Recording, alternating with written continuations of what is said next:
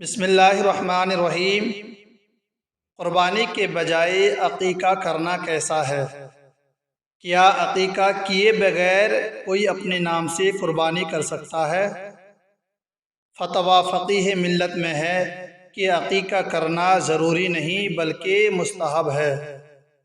فتویٰ فقیہ ملت جلد دوم صفحہ نمبر 256۔ واجب کو چھوڑ کر مستحب پر عمل نہیں کیا جائے گا۔ جو شخص مالک نصاب ہے اس پر پہلے قربانی کرنا واجب ہے، پھر اس کے بعد اگر وہ چاہے تو عقیقہ کر سکتا ہے۔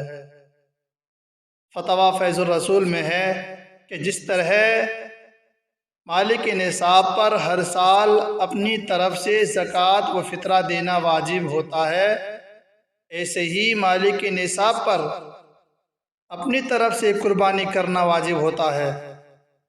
اگر مالک نصاب ہوتے ہوئے ہر سال اپنے نام سے قربانی نہ کرے گا تو گنہگار ہوگا۔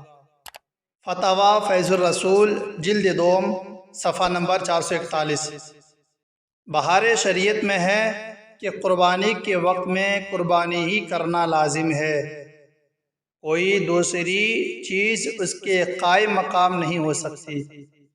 بہار شریعت جلد اول حصہ 15 صفحہ نمبر 335۔